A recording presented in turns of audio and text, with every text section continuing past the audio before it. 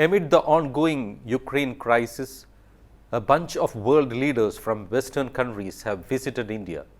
The list includes British Foreign Secretary Truss, Russian Foreign Minister Sergey Lavrov, Foreign Minister of Mexico H.E.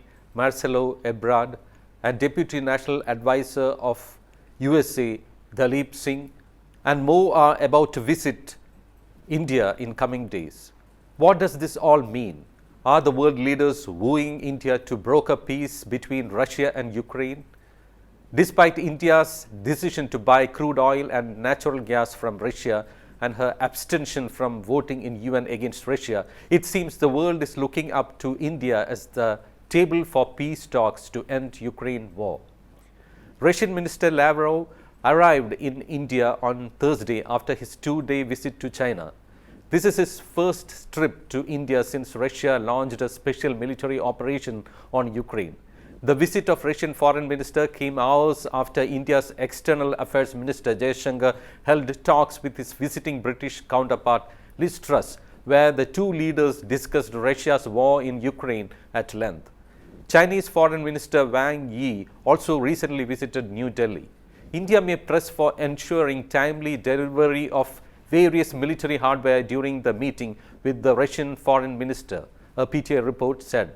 It also added that India may seek timely delivery of components of the S-400 missile systems by Russia.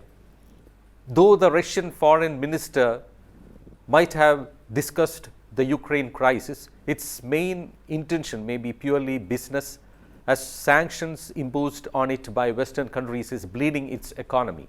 If India buys oil, though at a discounted price, it will be a great relief to Russia. Playing down Lavrov's visit to India, US State Department spokesman Ned Price said that they are not seeking to change Russia and India's ties. Different countries are going to have their own relationship with the Russian Federation.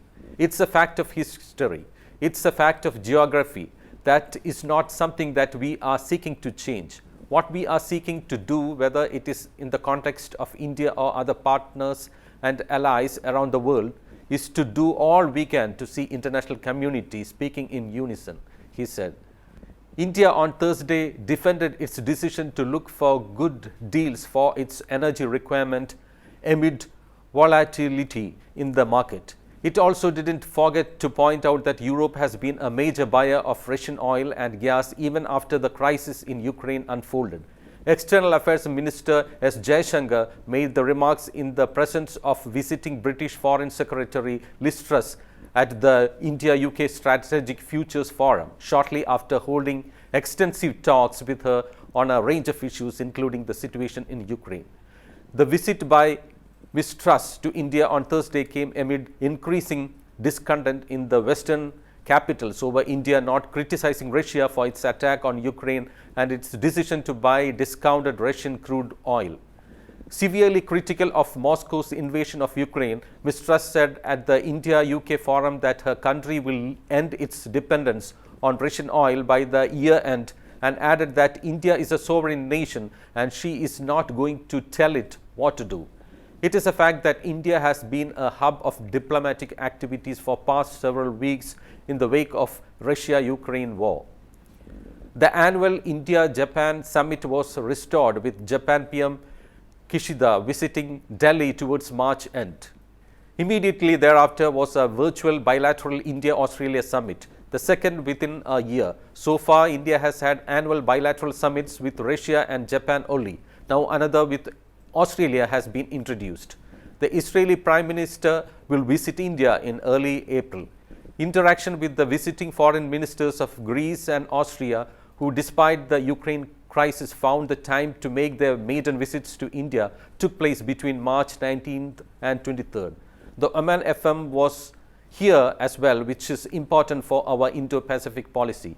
Meanwhile, India's role in the Indo-Pacific is considered crucial by countries such as Australia, Japan and the United States, and this could be one of the reasons for the recent visits of representatives of Western and other countries to India. On the other hand, when the Russian representatives approach India for the sake of its economy, India may be mainly aiming to leverage the Russia-China relationship to keep China's misdeeds at borders at bay.